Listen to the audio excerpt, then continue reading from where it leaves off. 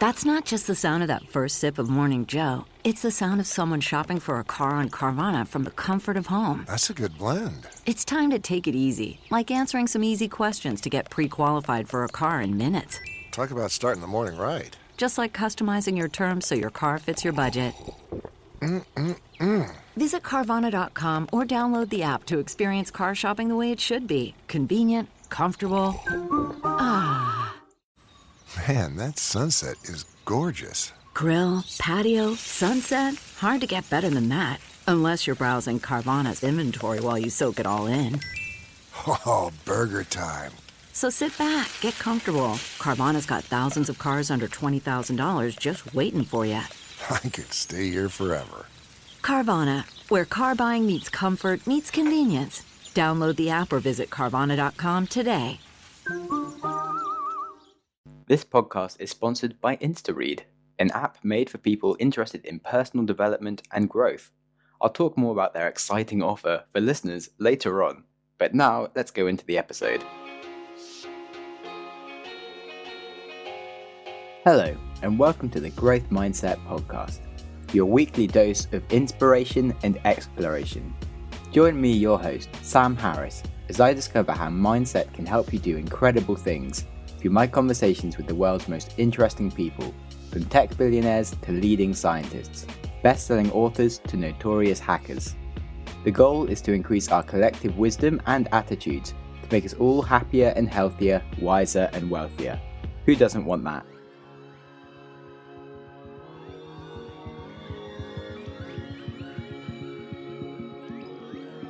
On the podcast today, we have Richard Chapo, a business lawyer in San Diego who has been practicing law for 25 years. In that time, he has started many businesses and helped countless other businesses with legal and growth problems.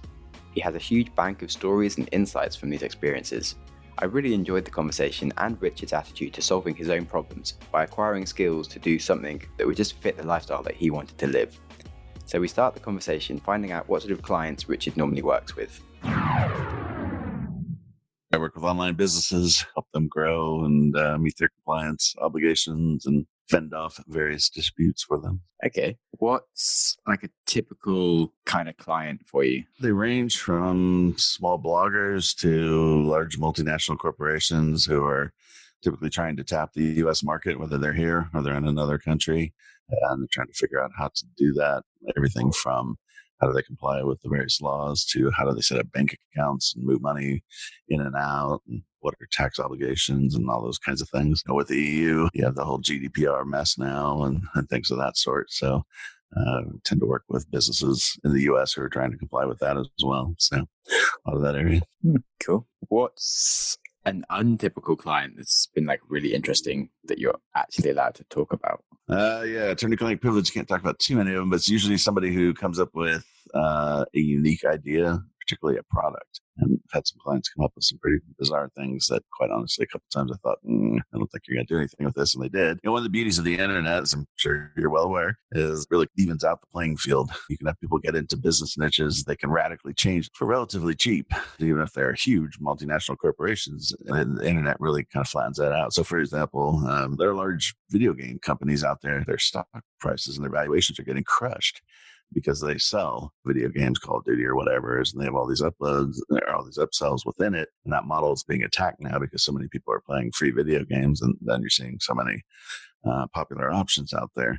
So a company like Activision lost half of its value in the last 6 months. This company that launched the new game really kind of came from nowhere, and yet they've completely dominated the market for the last 6 months. So you tend to see a lot of that. And you see a lot of it on the infrastructure side for the internet, which is boring subject matter for most people, but you'll see companies come out and do things that'll deal with video compression that are pretty revolutionary. And it's often people, sitting in their garage, and suddenly Facebook or whoever's snapping them up for a huge amount of money, not because they have that value, but because, those companies can see what value there's going to be in those products and those services in the future. Cool. What made you go into being a lawyer? I was actually college. I was traveling around and I was in Denmark, of all places, about to get married to a Danish girl. My family was having some objections to that. And so one thing led to another and they didn't get along and it all kind of fell apart. But then I got the idea that, well, I wanted to get into a profession where I could travel a lot. And at the time, this is 1992, that kind of boiled down to a number of areas that aren't really available now. One of them was international law. Theory was that I would travel around the world, meeting with clients all over the place and so on and so forth. So I went to law school for that.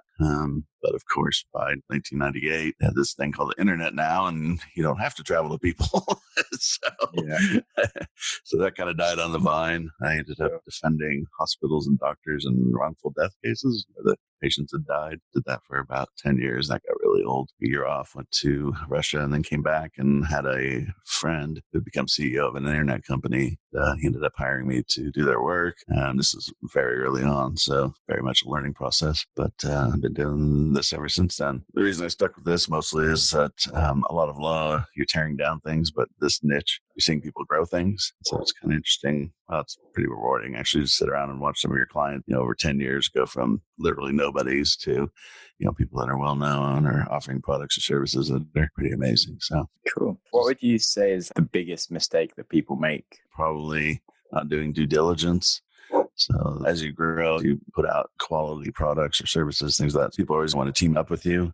And there are a lot of shysters out there who will, will run crazy with your information because a lot of these people, whether it's the business or an individual, they're establishing a brand. And if you go out there and somebody misuses that brand, either through really aggressive email advertising or something of that sort, it can do a massive amount of damage to your business. A lot of people online, it's very much, well, he or she seems cool or something like that. And that's the basis for going into business with each other. And it really needs to be, something more than that. I see it when it blows up, basically. So, and then suddenly like, why'd you do business with this guy who's been in jail, 20 times for fraud? Well, I didn't know. I mean, it's that kind of a thing. The other thing is a lack of focus. The web, there's just so much information, so many different gurus. A lot of people, they don't focus on exactly what they're trying to do and they get kind of distracted by the glittery things. There's a lot of good information. It's just that there's a lot of different ways to do things. Instead of picking on one and focusing and committing to it, suddenly they're doing 5 different things and doing none of them well can kind of diffuse the business growth. So focusing sometimes is a big issue. Do you see a lot of founder dispute? Yes, you see it all the time. Problem is people go into business and they don't put anything in writing. You really want to have something in writing beforehand because it's going to tell you what happens if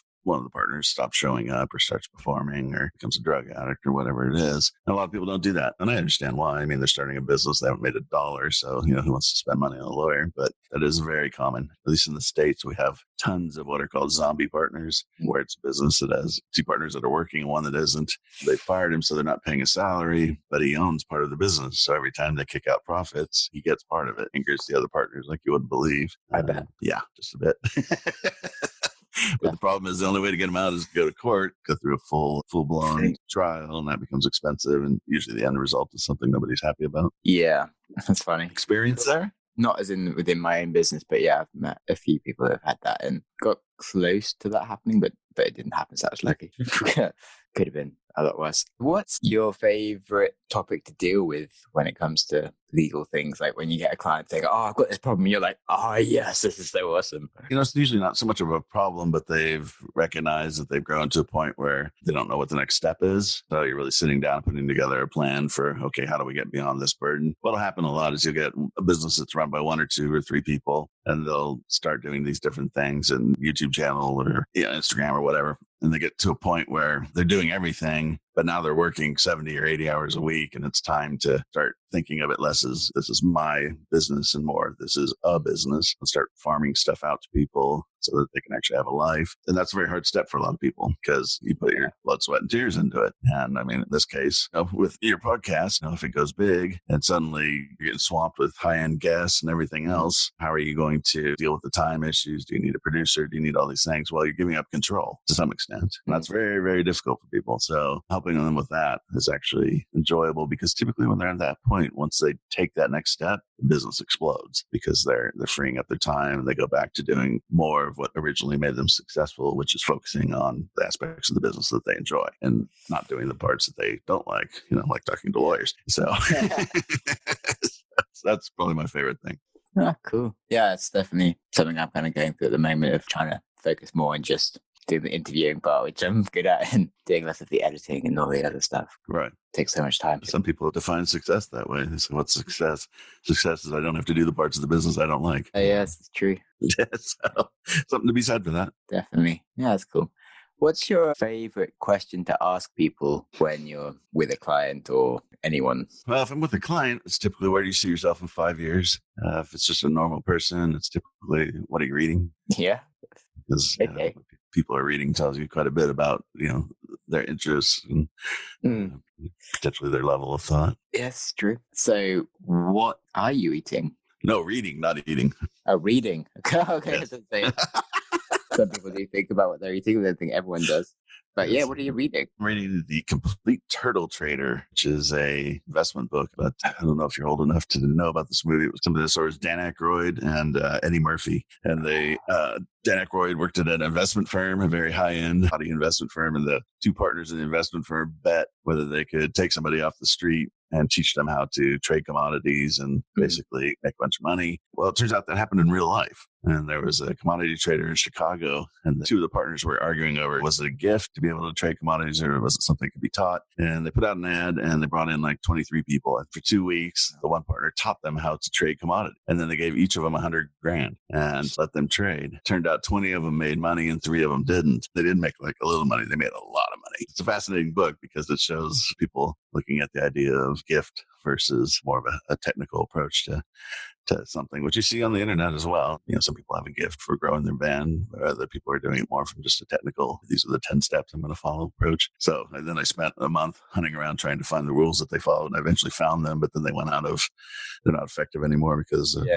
automated trading. So I envisioned I was going to be wildly rich, but That's funny. Yeah, I remember them saying like stock picking, like most investment bankers aren't actually any more effective than monkeys throwing darts. I want to say the 80s where they literally had monkeys throw darts at a paper that listed all of the investments and everything. Yeah, the monkeys had a better return. Cool. So on the subject of automated trading, what do you think about the future of automated legal? And in 5 years' time, what do you think the legal profession will be like? It's already changing. And I think the traditional design was you would have a law firm where you would have partners, then you would have associates and interns. The interns were in law school. And if you did a sufficient job as an intern and kissed up to the right people, you would get a job as an associate. And then as an associate, depending on the firm, you would either work your way up to partner or you would be trained first. So some law firms would actually just say, okay, ignore everything you heard in law school. Here's how it really works. And they would teach you, whatever your niche was. Yeah, no, you're absolutely right. With the automated processing, a lot of that's going to change, and it already is, because you can use automated systems to do research for motions you're going to file for trial, things of that sort. So the associate position is kind of under attack,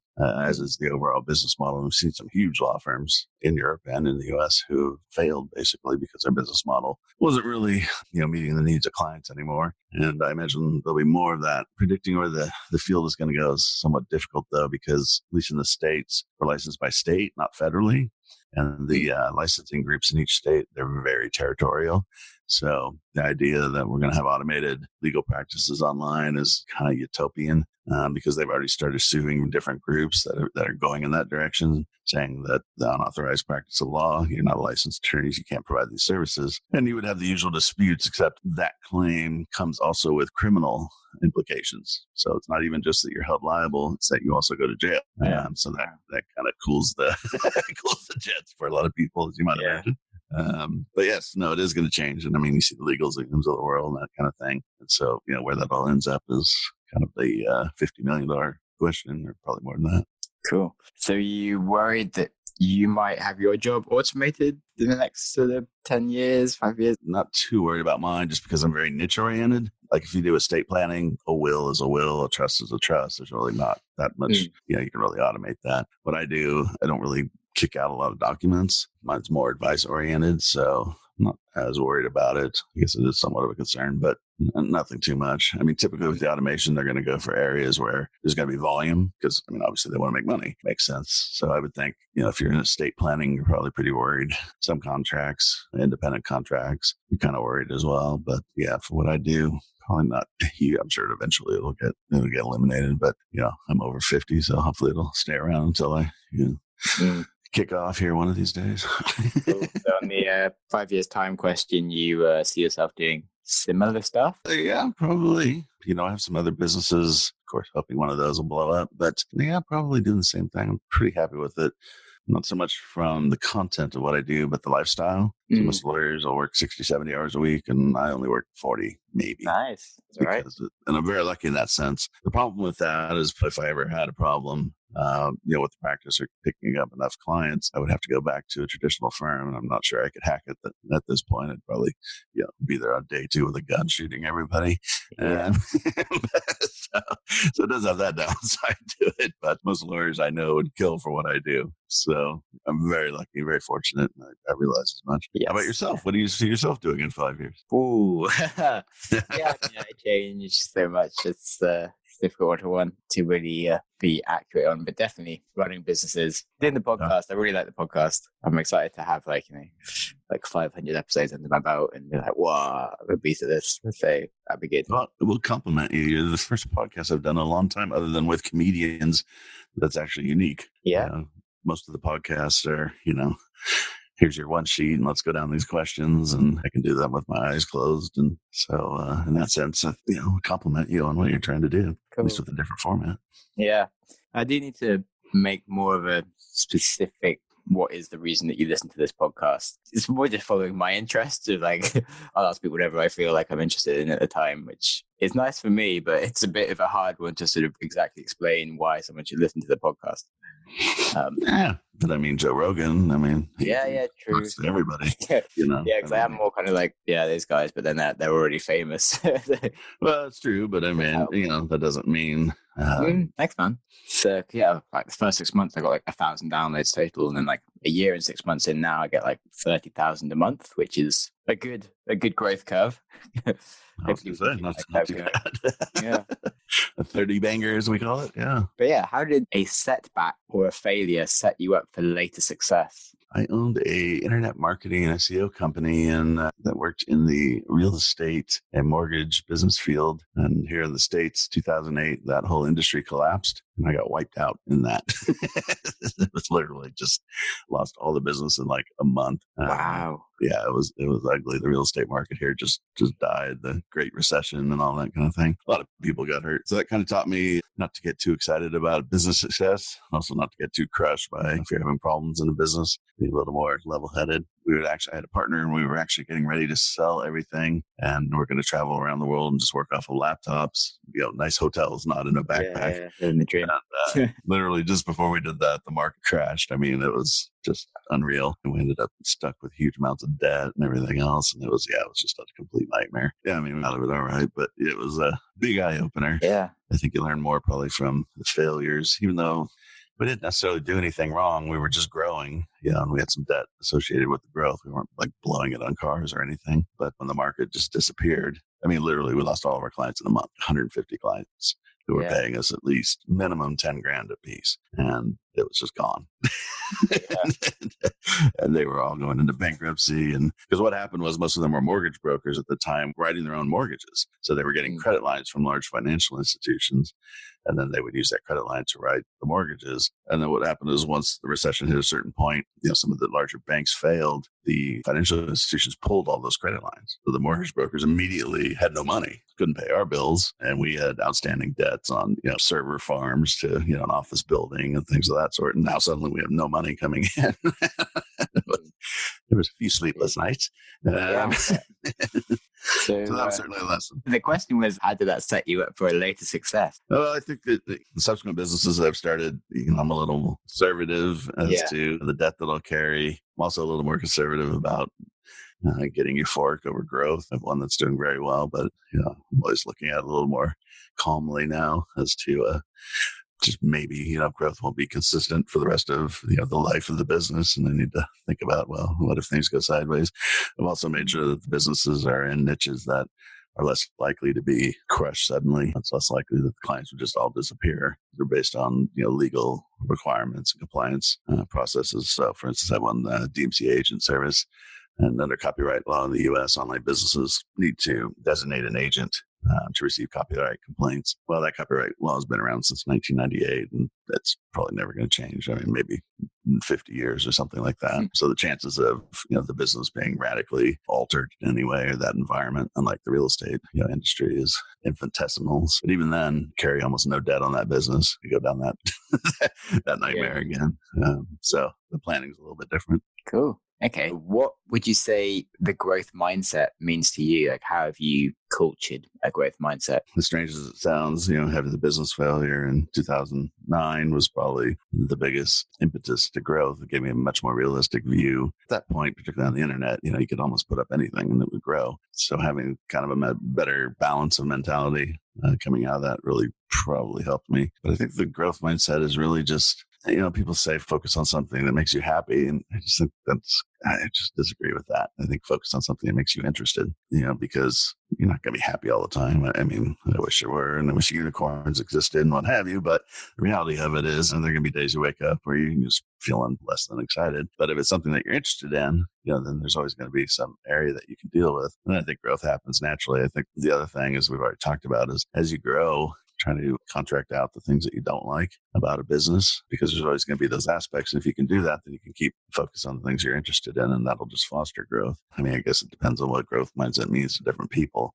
But to me, it means staying interested in what you're in and staying focused on what it is. And that's generally the way that I look at it. I wish I had some grand statement about it, but I don't really. It's mostly just, how do you continue moving forward? Don't unvalidate yourself. That was great. No, that was cool. That was quite useful. I read that down. I was like, yes, this is definitely right. I need to do this with my life. Cool. There you go. Thanks. So you said you started lots of businesses. How do you go about finding business partners? I usually start with myself. The only time I've had business partners are typically people that I've worked with previously. So I had the marketing company. My partner was a programmer, so we kind of fit perfectly.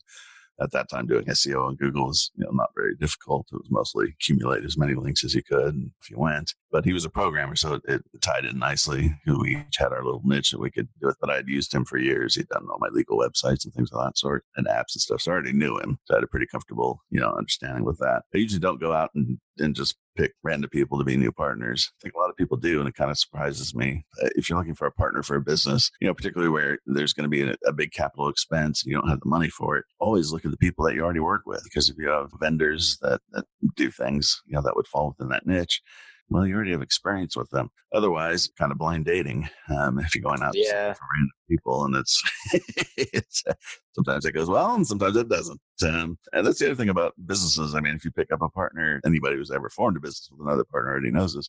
You're getting married. That is essentially a marriage. You're probably going to see that person more than you're going to see your spouse. You need to make sure that you understand that kind of a commitment and what have you. And some people are comfortable with it. Some people, when it goes bad, it can be ugly. So yeah.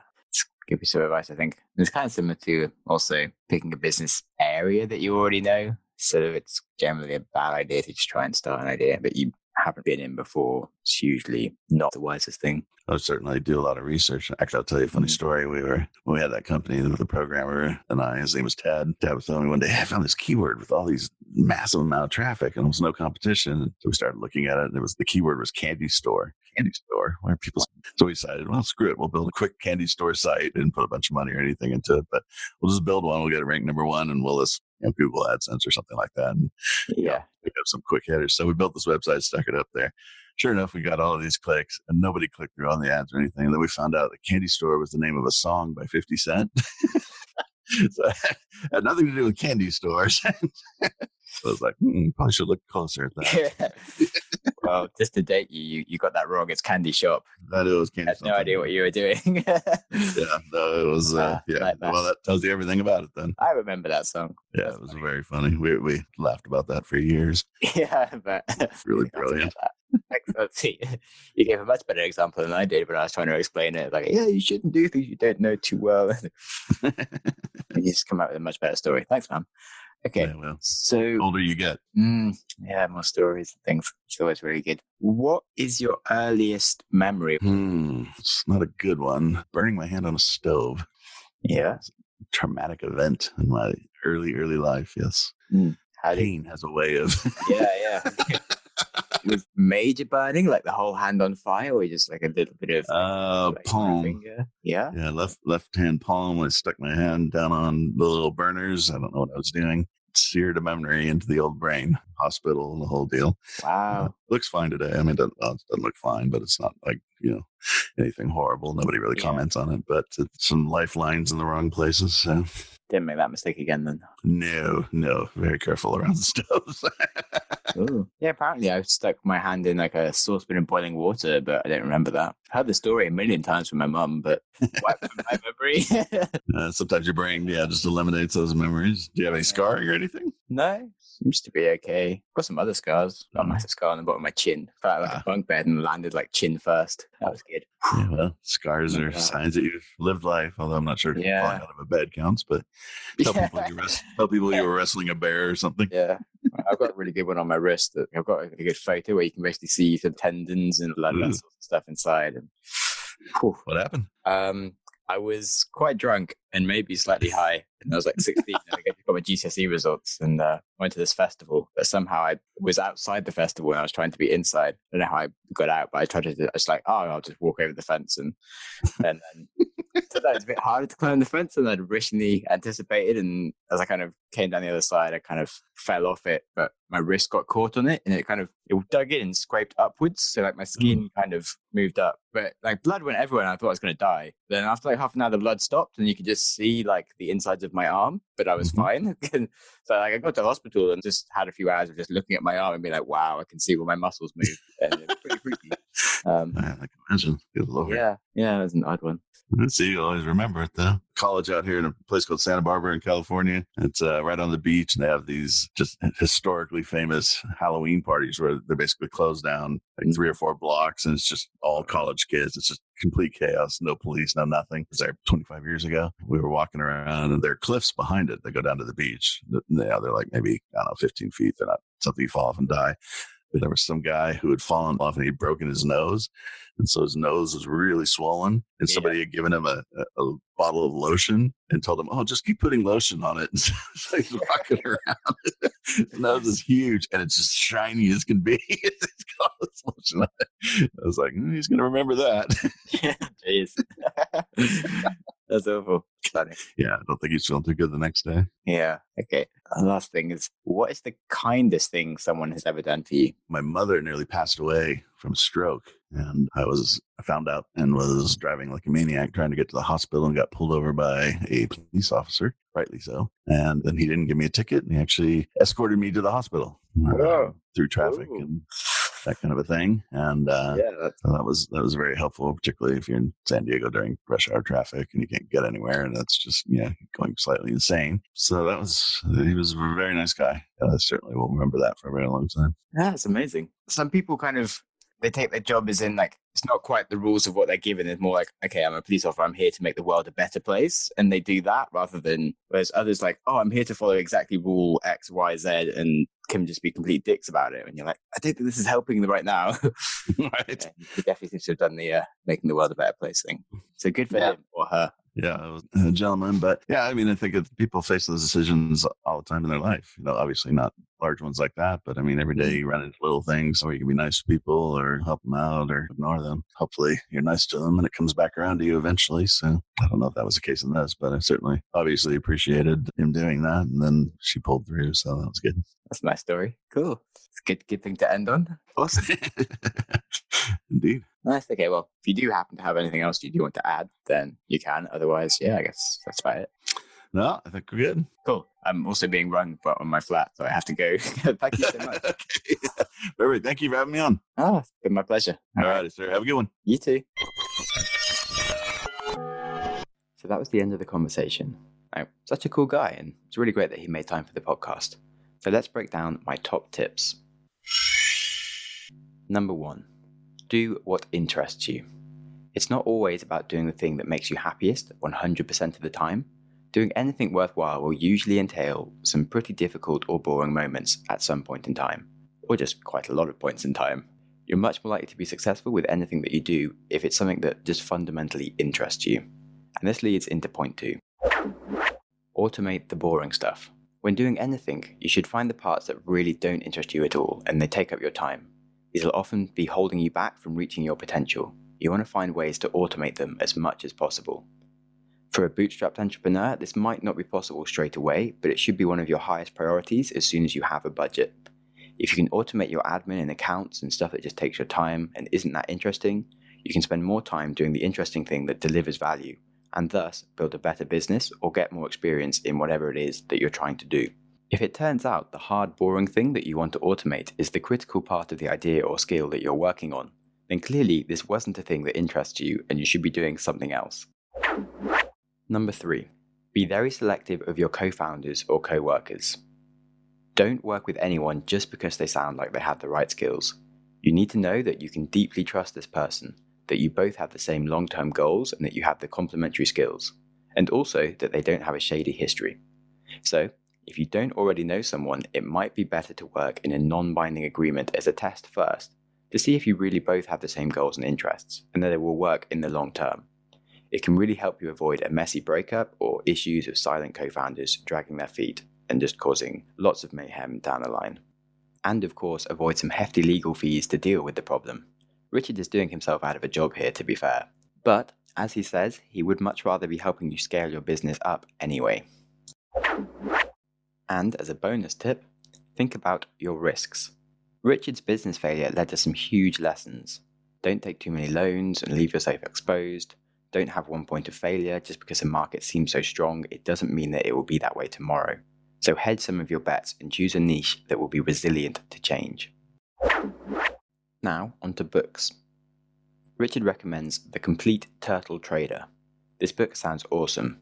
It is the real-life version of the movie Trading Places, but with 23 participants in the experiment instead of just Eddie Murphy. Now, it sounds like a lot of fascinating insights into the world of trading and just redefining what people think of as an inherent talent that they were born with versus what's just following standard procedures. And on the subject of books, I am very pleased to announce our sponsor today. InstaRead is one of my favorite new tools. InstaRead transforms non-fiction books into 15-minute audiobooks. Each InstaRead gives you all the key insights from the book, along with a synopsis, analysis, and commentary.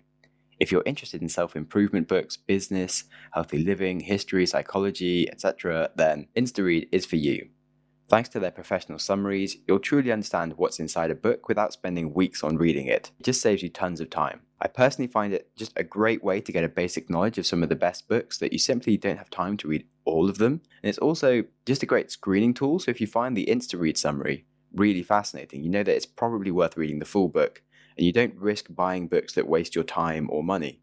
I really enjoyed their summaries of Atomic Habits by James Clear and The 7 Habits of Highly Effective People.